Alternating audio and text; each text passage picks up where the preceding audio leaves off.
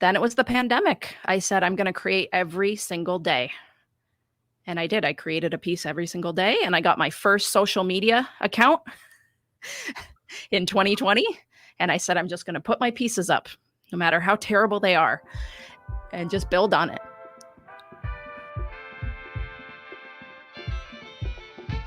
Hello and welcome to All the Above. I'm James Brown. Thanks for joining me. You can check out my work at jamesbrowntv.substack.com. And of course, like, share, and subscribe. It really helps the show along. This episode is about a passion project that became a business, ran by today's guest, Laura Homsey. Laura, welcome to the program. Hello, James. Thanks for having me. Yeah, thanks for joining me. I've been watching from afar. We talked a bit here or there, and I'd love to learn more about you. Okay, I'm ready. So let's start from the beginning. Where are you now? I'm in Rochester, New York, actually Brighton, in my studio. And I share my studio with my partner. So he runs the audio portion on the other side, and I work in illustration in 2D. For our listeners, the many more people who listen audio-wise, how would you describe the environment around you and your art studio? Well, I work in hand-cut paper. So I hand paint and I hand texture all the paper I use for illustrations. So at the moment, I have a lot of frames up of my artwork that I've worked on. And I have lots of plants. It's a nice sunny space, which really helps with photos and creating. I hadn't quite thought about. So sunny helps you? It does help. It helps creatively too, but also I do a lot of commissions for people. And when I'm finished with the illustration, I take photos and then I email it to them. So, the light helps with finished photos as well as the creating process. So of course it's a natural look, I would presume. Exactly, right. Awesome. So let's go back to the origins of Laura. Where are you from? I have lived in Rochester for most of my life. I was born in Vermont. So you can't really take the woods out of me. I'm just tied to the earth from the beginning. But in my early years, we moved here to Rochester, and I have some family here. I moved away for a couple years to New York City and to Montreal and got the big urban feel, but came back here and just really appreciate being close to family and the slowness and ability to create here. The slowness. The slowness. I don't know if Rochester thinks it's slow, but compared to some other cities, it's just, there's still hustle here, and I like to keep the hustle in myself, but external hustle, not so much. What do you mean? I had to work 3 jobs in New York. I had very little time to think. I felt like I aged very fast. And I also know you spent some time there too, James. So I just have more peace of mind here. I'm able to devote my time differently in this city. Absolutely. I had a similar experience in New York. I did not work 3 jobs, but did 2 at one point. Yeah. It was definitely a more hustle and bustle, as they say. Right. It was definitely, the intensity was higher as well. Right. I felt there are different kinds of weight that these environments put on you. There's a weight that in New York that comes with, okay, you have to move at a certain speed, even if you're like walking streets or subways, yes. But the weight in Rochester was a bit different, but I do feel a weight here. Like for me, it's having so much water under the bridge. Okay. How would you compare sort of those environments and how it felt on you? Well, when I moved back to Rochester, I felt like I had to forge my way a little bit. So there were art environments. So I worked in some museums in New York City and some ceramic studios, which was great. I didn't have to try too hard to get those positions. But when I moved back to Rochester, it felt slim. I wanted more art opportunities in terms of employment. So I kind of worked other jobs that were somewhat related to the arts, but not directly. And then I said, I got to forge it myself. So during COVID, that's when I started my business, my baby. You leave New York, you end up in Rochester. You're working with arts adjacent. What are these jobs that are arts adjacent?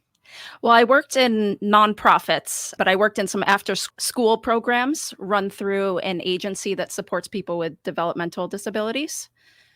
So there were creative moments, but mostly we focused on community interaction, so lots of like outings that we do with the kids, and creating was a part of it, but homework help, and I got the kid exposure, which is another passion of mine.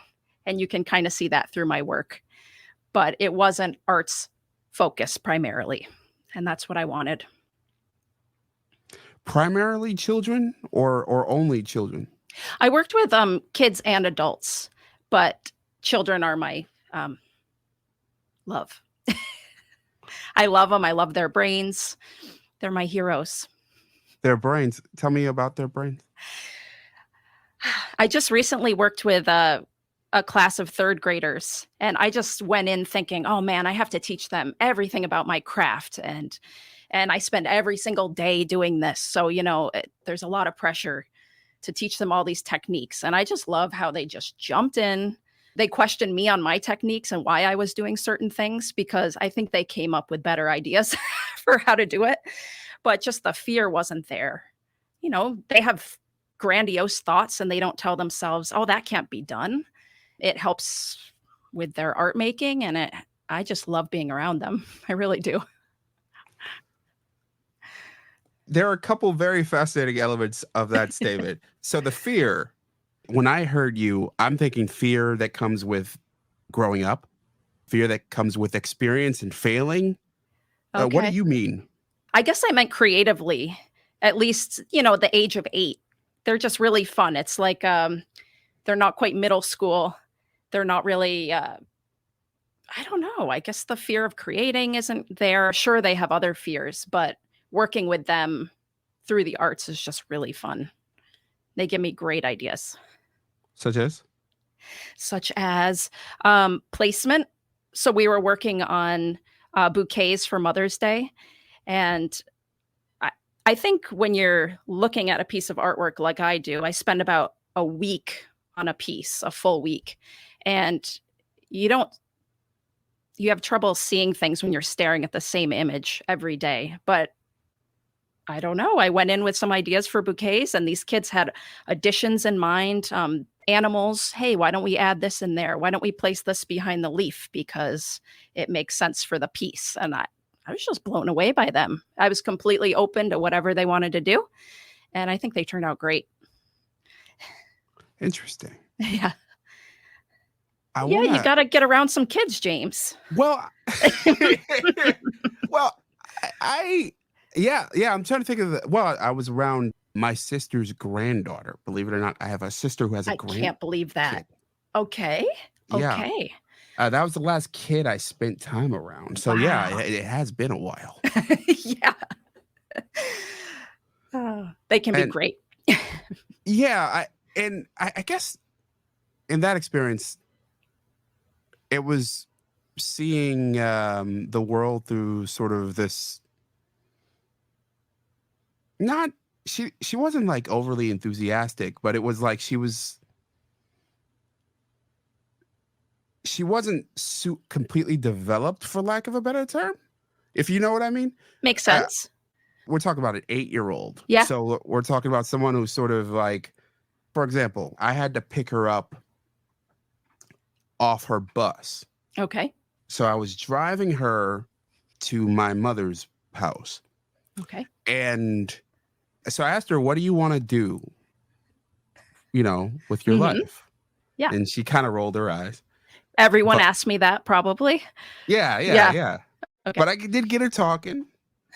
and she said that she wanted to be either a doctor or a hairdresser. Okay. And I was Leaving like, lots of options. Yeah. Lots of options, lots in between the two. So Right. I was trying to explain to her, like, oh yeah, doctor, that's a lot of school. Right. Like that's a long time. You got to go get your undergrad. I just have my undergrad. But it's usually about 7 years Right. afterward. And she's like, 7 years. Oh, good. So she could actually visualize maybe what 7 years. It sounds like a lot to her. Yeah, it Yeah. sounded like forever, right? Yeah. And I told her, yeah, I went to school near Niagara Falls, and she had no idea what Niagara Falls was, Okay. and Another and topic? or what was like. She heard of college, but didn't have the concept of it. Yeah. So I guess what I'm getting at is that through the eyes of children is sort of this sort of not simplified reality, but the wrinkles of day-to-day existence haven't quite set in yet. Right. Yep. And that makes sense. For the most part, they're taken care of and they get to put their thinking towards some fun and practical things that relate to their everyday life. But long term, I don't know how much thinking they do with that. Probably not too much, Not too much, I would think. and I would hope not. I I Yeah. spent probably too much time thinking as a kid, Yeah. but Hey, might have gotten you to here.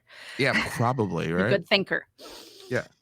This all wraps into something I wanted to discuss with you because you did spend a good amount of time working with people with disabilities. Yes. How old were these kids? The after school program, they were aged 12 to 21. So Wow. it's that aging out of 21. So yeah, it's a good range of ages there. With the adult populations, actually we shared one room. So I worked with the adults in the morning and they ranged from 30, I'd say 37 to 72. So I was really working from, you know, for lack of better words, start to finish, Wow. every Yeah. day with people. Well, tell me about the environment. You were in one big room? Yep. So it was a day hab. So individuals would spend their day there working on goals related to them. So the adults would come in the morning and we would work on again their personal goals and then we would do community interaction. So if there were events, I know they just went to Jazz Fest this past week because I still keep up with the people there. And so there's community involvement. Then we'd eat lunch all in that one room. And the building is a community building open to the public in Henrietta. And there are fitness rooms, art therapy. The pool is actually therapeutic as well. So, like the Buffalo Bills use this pool for rehabilitation and stuff. So it's really like a one building just to take care of everybody. And then when the adults would go home for the day, the kids would come in off the buses, and we'd work on homework, socialization skills, recreational. We had a huge gym. And then we had kids camps in the summer. So I stayed really busy. Yeah, it sounds taxing. Yes, definitely could be taxing. Yeah, very little breaks for staff. Yeah. Are there specific days that you remember that were kind of long? When there were snow days and the building wasn't open, we would go into the homes, the individuals' homes, and we would spend the day there. So if there was like a fitness goal for someone you were working with, we would have to find creative ways to complete their fitness goals in their household. So yeah, it took a lot of creativity, but those days could feel really long. Okay, give me one moment. Sure.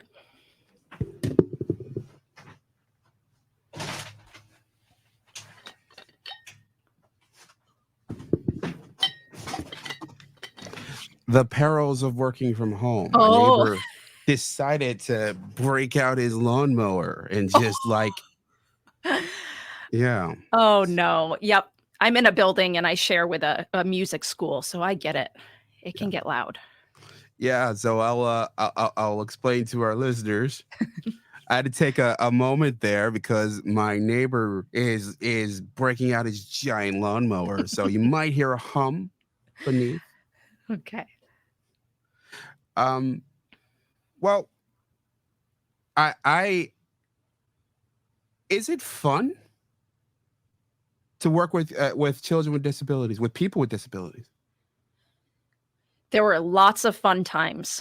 I think my favorite part of the job is realizing that everyone, including you, me, everyone I supported, we all have our own quirks, and just learning to embrace the quirks. And some days are just crazy, and there weren't many mundane days, and I was okay with that.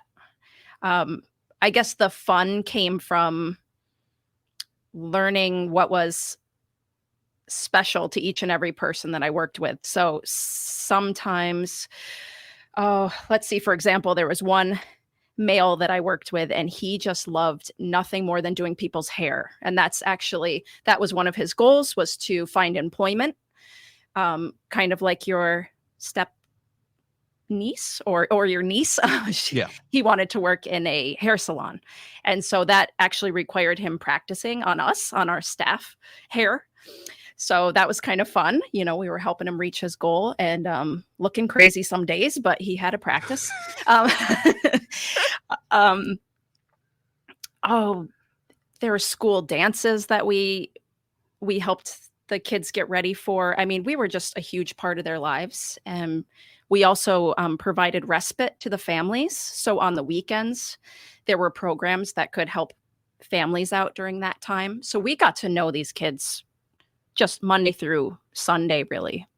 And there were a lot of fun moments, like spending camp with them, summer camp. We got to see them outside of their like school routine, Mhm. and meet their families, and there was a lot of fun. Yeah.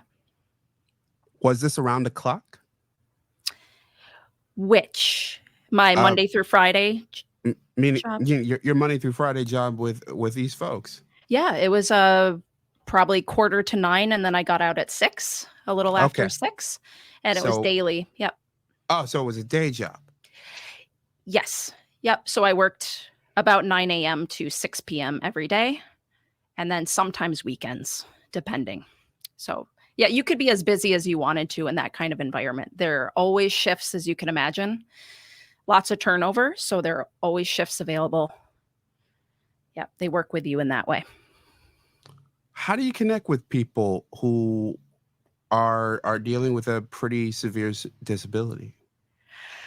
That was some of the fun challenge. I supported a few people who didn't speak traditionally, but they would use one boy in particular. He used an iPad, and so he would use uh, not a voice box, but there was an app that he would use. So instead of verbalizing what he'd like, he would use this iPad, and so that was one way of communicating.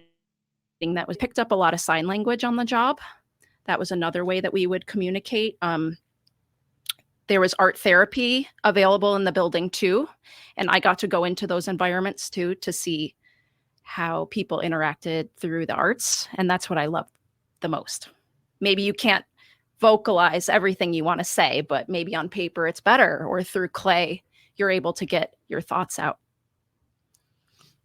Tell me about some of those instances, like when someone was able to articulate how they felt through clay or through other pieces of art. Yeah. Trying to think of some specifics. It's been kind of a number of years since I've worked there now. I'm sure they're in my brain somewhere. Um, hmm.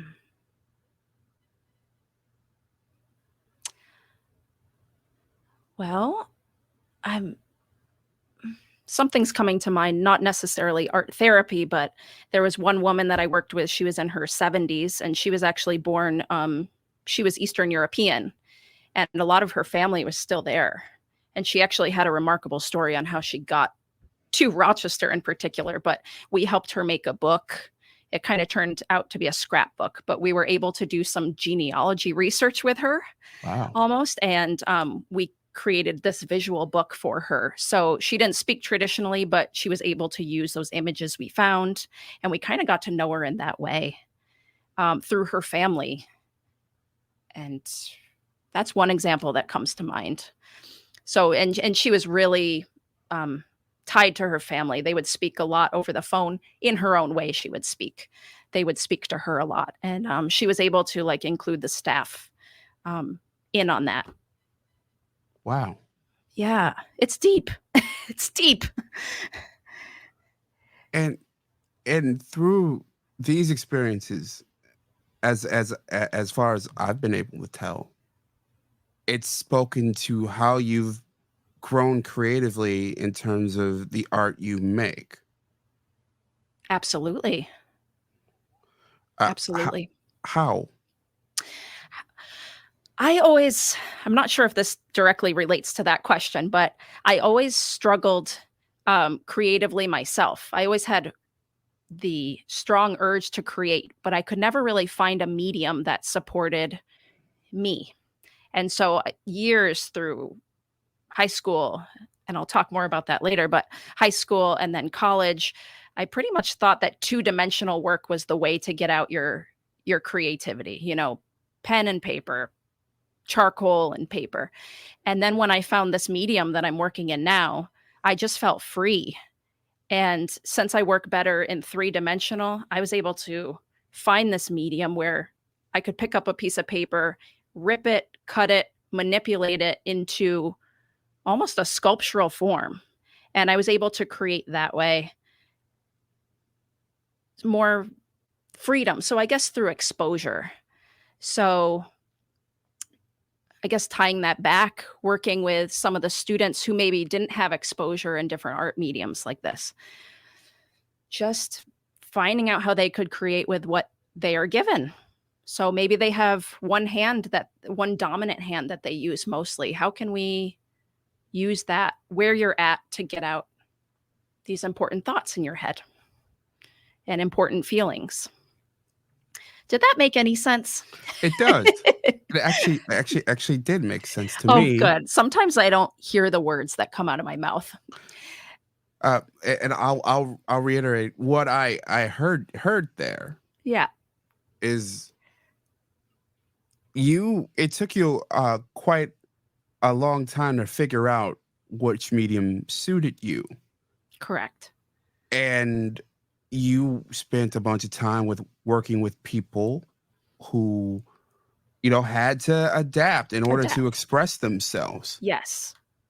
And that could be one of the contributing factors. I took from your response, maybe not the only one, but one of the contributing factors of what shaped your dive in sort of these three-dimensional figures that you're creating, scenes you're creating. Yes.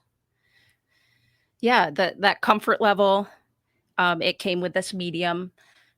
I really took to the author Eric Carle. He is really my mentor. And what I love about him is his carefree. He just creates for creating's sake. You don't have to think too hard about it. And that's what I like about this medium. It lets you experiment with it. It's very forgiving. So if you're new and approaching this, I bet you would just pick right up on it because oh, I made a splotch with the paint where I didn't want it to go. Oh, well, you cover it up with some paper, or maybe you match the paint and you create over it. Or, oh, that snip was wrong. Okay, well, let's build on that. It's forgiving and I love it. Let's zoom in a bit. Sure. Okay, when you say it, all right, for those who are new to it, Sure. how would you describe these stories? You're known as petite paper stories. Yeah. The assumption number one would be paper. Correct. What kinds of paper? I use a medium thick cardstock. I know a lot of collage artists, and that's kind of a word that I struggle with a bit. When I say collage, a lot of people think that I work in newsprint. Maybe I paint over newsprint or I use paper that's been used already, but I like to start fresh with white, thicker paper. And I hand paint all the paper that I use for my illustrations, for my commissions. So I use acrylic paints, I use watercolor. Um, a favorite mixture is acrylic with watercolor. It creates a nice soft palette. And then I use texture tools. So much like my mentor, Eric Carl, everyday objects can be texture tools. So I'm looking over in my bin right now and I see, um, well, a tuna can. I use that for some paint mixing. A tuna can. A tuna can, Okay. All right. washed out, really, Okay. really washed out. I use sponges. So if I want to create maybe the texture of clouds or of grass, sometimes I'll use sponges with the paint.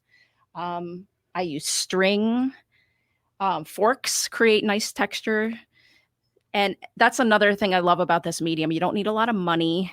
You just need to try things out. Everyday items that are around you can create some really cool effects. Bubble wrap is probably my favorite texture tool. So, starting with a painted paper and then putting some acrylic of a different color on top of painting right on top of the bubble wrap and then pressing down. And it creates some really cool textures. So paper, paint, and then I use scissors next. And people ask me, but I don't trace images. So let's say I want to create a dog. I just freely cut. And a way to look at it is to break an object into simple shapes. And any item you can think of, you can pretty much pick shapes out of it. And that's how I start cutting my scene. When I work on commissions, people send me reference photos. So someone might approach me and say, I would love you to create a 70th birthday present for my dad. And they'll send reference photos of their family, maybe the dad's favorite location that we can use as a background, some of his favorite items and pets. And I'll study those reference photos. I'll create a sketch from that. And then I begin cutting and laying it on top of my sketch. And then after a week, I have a whole scene put together. To me, that screams a collage. Yes. You could see that. Yeah. It's the definition of collage. Just people tend to think collage, at least when I've spoken to them. It is made from different types of paper. Is there a different term that fits you in what you I create? use hand cut paper. I say I'm a hand cut paper artist or illustrator, paper illustrator too. That usually comes with many more questions though. Such as? What does that mean? A paper illustrator? I don't get it. Like, are you illustrating on paper? Well, no, not entirely. It's rarer than a typical collage artist, but it's not one of a kind, correct? I'm creating one of a kind pieces, but I'm not one of a kind paper illustrator by any means. On Instagram, there's so many incredible artists who work in the same style that I learn from. And even in Rochester, too, there are people working in this style as well. Is that how you were drawn into doing it for people? How did that happen? I had a mentor teacher when I was student teaching. And one of the lessons that he did was Eric Carl. Mhm. And the students in the class were asked to paint and texturize paper all together. So it was actually just one big piece of paper. And all the kids had their hand in painting and texturizing this one huge piece of paper. And when it was dry, it was cut up into different sections.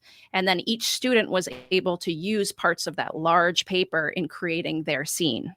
And that really just, it really spoke to me in that it was this communal creating.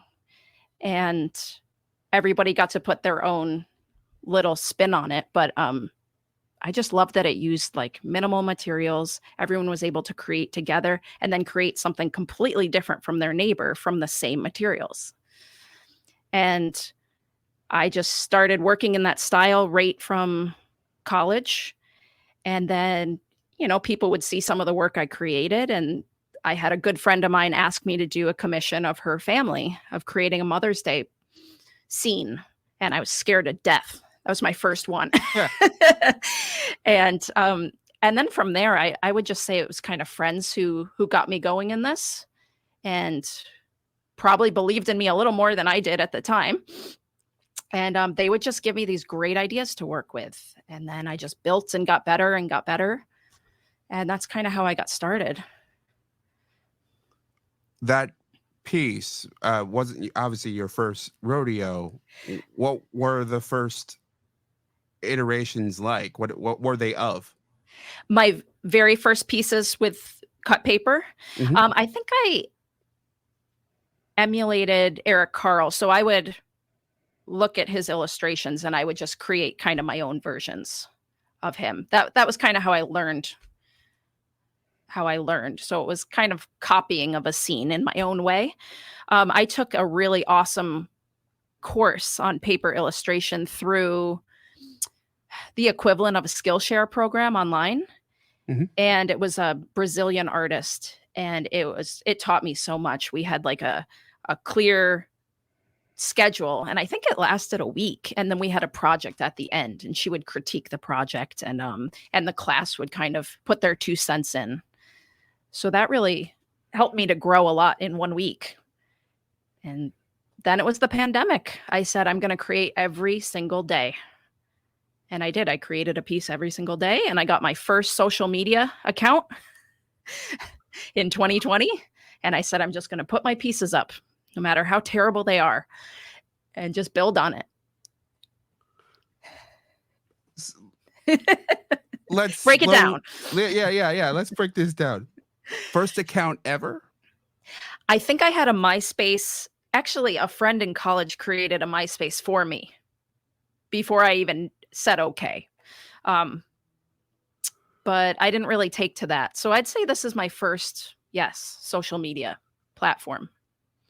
How old are you? I'm 37. First account. So this is right as the pandemic hit. Yes. So we're talking 3 years ago was your first social media account, period. Yep, correct. Wow. Okay. I know. And I heard Instagram used to be a lot better. I kind of wish I knew it then. Yeah, it was simpler. For Simpler, sure. less ads, less A video. lot less ads, less No video. Yeah. No video initially. Right. And you couldn't even upload images initially. You Is had to that right? you had to take photos with your phone Okay. directly into the app. And people would use side apps to access it in order to upload images. How archaic. Way back. Yeah. But this opens a new can of worms that I am fascinated with. Especially from someone who's now built a business based on social media. What was the turnoff? Why did you, as the rest of our generation, because I'm just a little bit older than you, I'm 39. Yeah. As the rest of us rushed toward social media, you said no. You said, I'm not going to do this. Yes. Why correct. did you say no? You can't make me. I went to school for art education, and we were told time and time again, you don't want students finding your online presence. It's just better to stay off. And at the time, that's what we were told. And I did it. I was terrified of being found. And I kind of liked, we kind of have to say goodbye to that. But I kind of liked being undercover. I don't know, like hidden. Yeah. And then what was the turning point? Yeah, it really was COVID that did it. I think I was lacking, as everybody was, social interaction. And I said, well, if this is how it's got to be, I'm going to create an account. Also, my partner, Chris, he was really urging me. I've been creating since forever, but he's like, why don't you just, have a creative account? You don't have to like upload personal things about you, just look at it that way. And I think it was a lot less stressful in that way. So yeah, I dipped my toe in. I want to step back once again. All right. So you go through this art education, you get this, you go through this program. You said, hey, they urge you don't want to interact with students like this. Understood. As you're going through life, right? Mm-hmm. And I'm sure many of your friends, colleagues, your partner, obviously, right? I mean, if he's encouraging you, had social media accounts. Did you feel like a rush of peer pressure to sort of join these worlds? And did you just firmly say no, or or was it like something you could easily brush off? Oh, I don't want to get too deep, but I think it was also it was a self-confidence thing too. I didn't feel like I had a lot to put out there. I didn't Mhm. think honestly I was very special. I've gotten better at that, but I just am like, why do people need to see my daily thing? And that's when I was cool. I was in New York and like, staying out late and going to cool places. So I should have been broadcasting those years. Oops. But but yeah, it just came with time. I didn't really feel left out. This is yet another interesting comment I'm here gonna stop talking now. because social media, aside from business, which I'd love to get to after this, because I think this makes it even more remarkable what you've done Mm, here in order to launch a business through social while being pretty averse to social. right. If you're following me on social media, James Brown TV everywhere, you see the most mundane stuff in the world. What, your walks? It's usually just me walking. Football, walking, It football interviews. and exactly Yeah. football walking interviews. That's just about everything that I ever post. But it is pretty much mundane. It's simple. I used to post tons and tons of links at one point in my social media world, and I don't really do that anymore. Here or Okay. there, maybe on Twitter. But you saw other people who were well, maybe you didn't even see it. That's the Nope. other thing. So Sometimes I would take Chris's phone, my partner. Sometimes I would, and I would look. It was just like a Pandora's box. It was overwhelming, honestly. So I huh. was just like, it's okay. I guess that would Intimidating. Yeah. yeah, that makes sense now. Yeah. Okay, so if you didn't get on the early versions of Facebook or Instagram or Twitter or whatever, Mm-mm. you didn't experience the slide into the sort of world of social media that we are in now. You didn't experience that transition. Right. Yep. Totally. So do you feel something's lost by like joining us in our social media cult? I've never thought that deep about it. I don't think so. Okay. But I've also gone really hard. Like the minute I joined, I was like, every single day I'm going to create. So, I mean, I'm not looking back. I'm just looking forward. And I've been on it ever since. A lot. Wow. So you go from nothing to a lot. Yes. Yeah. I'm filling a void. People. I miss people. I missed working with kids. Missed being together. Did you get advice from anyone that you needed to post every day, or did you just decide this? I just decided it. Yeah, it Interesting. was it was just a dream. I've just always wanted to work in the arts, and I've scraped by doing so for the most part. But I was like, I'm gonna do it on my terms, and I wanna build something, and I'm gonna do it. This is just one step in doing that. Wow. One would think that you would have read a slew of social media marketing Wow. books, essentially, because that's essentially the argument that you've articulated, where Yeah. essentially you choose a niche, stay in that niche, you do it over and over again, Mm. and you just sort of stumbled upon it. Yeah. Yeah. I also live and work with somebody who works for himself, and he's built a business for I Hmm. mean, we've been together since the beginning, and him slogging through, every book you can imagine and every course he has taken. And Mhm. so I've been there. It wasn't my business, but I've seen what he could create. Ah. And he's helped me a lot in, suggestions and stuff, but he didn't know the first thing about creating like a business through Mhm. Instagram, but he did point me in that direction. He's like, you need to just start it. Just create one. And it was like pressure because I'm like, I have to create a good name because this is my business. So it's like Sure. my first handle ever. It has to be my business name. Mhm. And so, yeah, it was a lot of pressure, but I've been doing it. My hands are tired. So perhaps Chris rubbed off on you. Absolutely. I used to say I could never work for myself, and then just, I don't know, seeing the freedom in that over the years, um, and the hours, but yeah, it did rub off. Okay. So Thanks, tell me, Chris. hello, Chris. Is Chris gonna make a cameo? I don't think so. He has like the heavy duty Okay. headphones on. Okay. So you're posting daily. So we're talking 5 days a week or 7? 7. Wow. Yeah. Early days of the pandemic. So are we talking March, April? Yes. March. March. So Yeah. nearly immediately. Yeah, So are you exactly. doing other work at this time?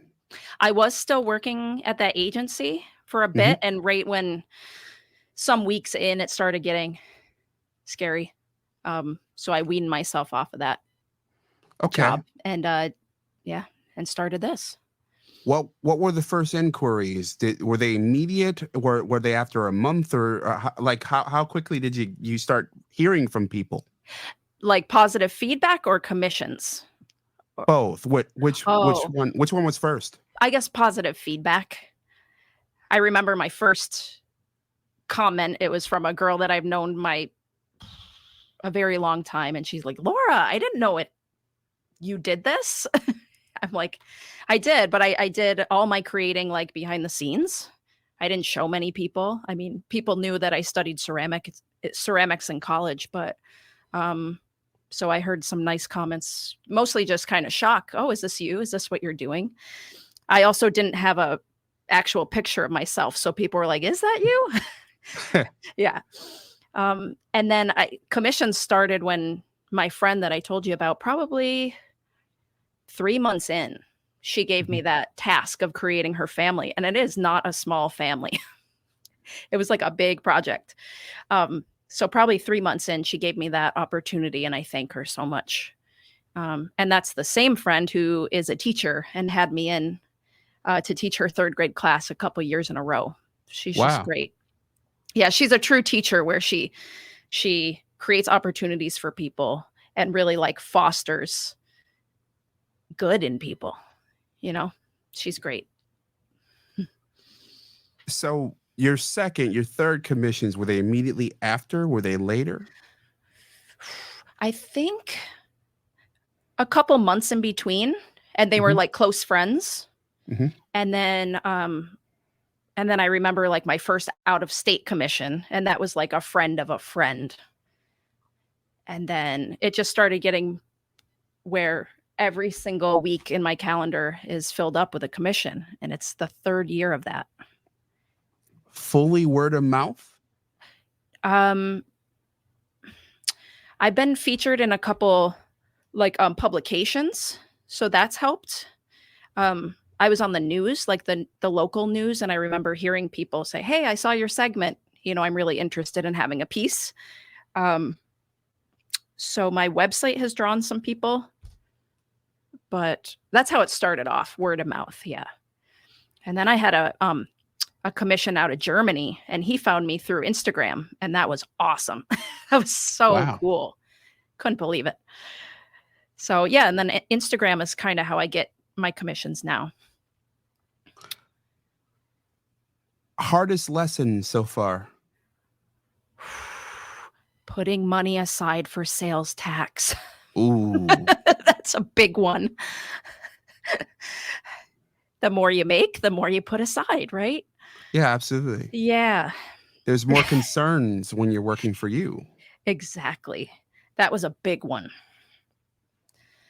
Are there other things that sort of that other stressors that you did not anticipate?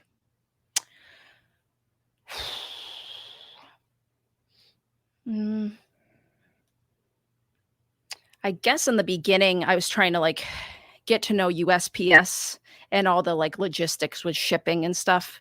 So I remember getting really stressed out with, like, "Oh, is a piece," timetables. Someone needs a piece sent to Kansas by their grandmother's birthday, and, now I give myself plenty of time, for people's deadlines. So, you know, being careful not to pack in too much work. So you still keep the quality there and you keep to your schedule. So, yeah, so like creating a nice pace for yourself while staying busy is really important. Don't do too much. Is it difficult to say no? Yes. Yeah. Not just as a woman, just saying no is very difficult. Um, I don't say no often. I say, "How about this?" Hmm. Yeah. So if someone, a few people have approached me with commission ideas to do like, hey, can we do a large group of people? You know, can you illustrate maybe 100 people? Wow. So no, that's a no. But we'll say, hey, what are other ways that we can illustrate these important people without physically illustrating all of them? You know, whether it's through like a family crest or if it's like a special vacation memory that you guys took together. Let's find other ways to go about it. So I don't do a lot of no's. I say, let's think differently about it. What's the most amount of people you've done in an image? Oh, probably 10. I create limits now, but I think that's the most that I've done. Yeah. Yeah, I would just think as a small business owner, right?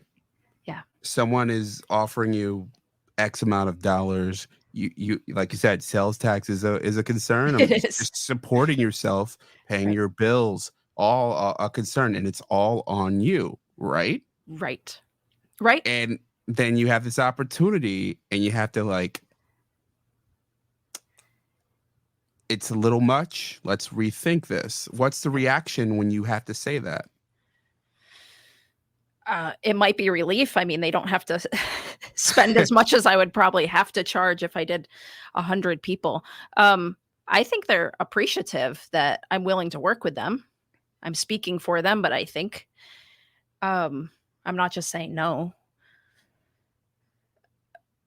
Did that answer it? Sure, sure. Okay.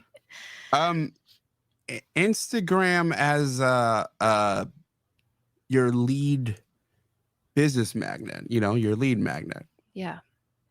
Did Are there things about being a large account, and you are a pretty large account, like Oh, you have nearly 4,000 followers, right? yes. Yeah. Um, are in obviously it's worked out so far.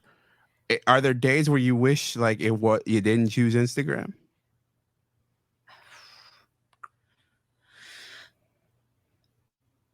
There are a lot of bots.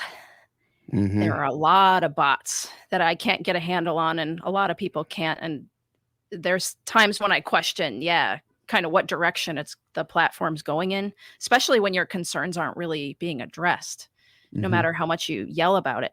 Um, there are days that I feel that push that I have to post something every single day. Hmm. And I actually had a friend out of California who said, if you didn't post, I would think you died because that's Wow. how regular and it gets exhausting. You feel like what you post is, yeah, you're speaking for your business. So you have to show what you're doing every day.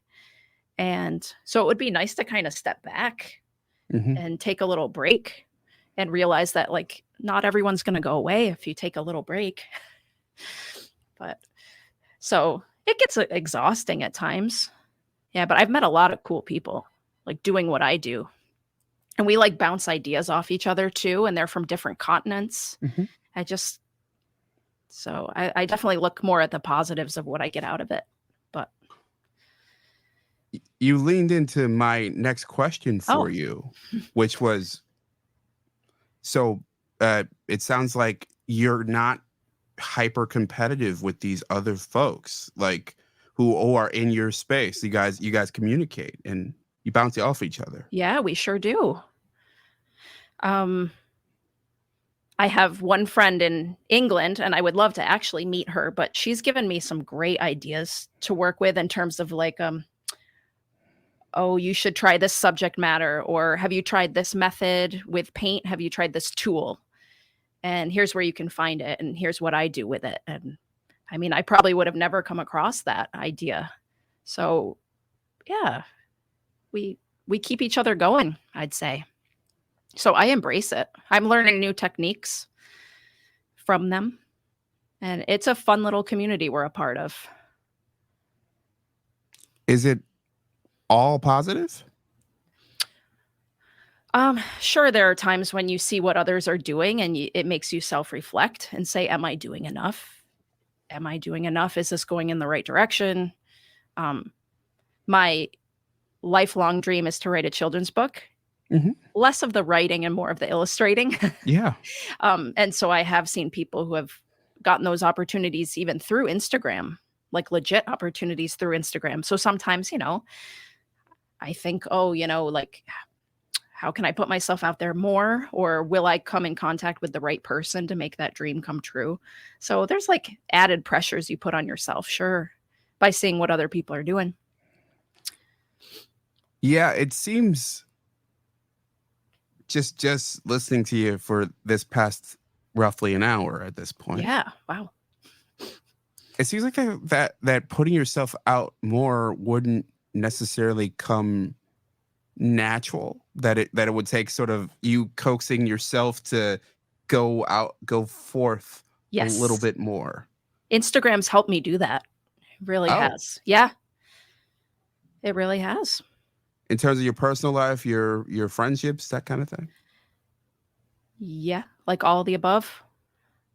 But it's helped me meet the local community, the arts community too, that I've met like in person through Instagram. So that's helped me kind of get out there. And yeah, I've never been a very much like look at me type person, but how about let's look at my artwork?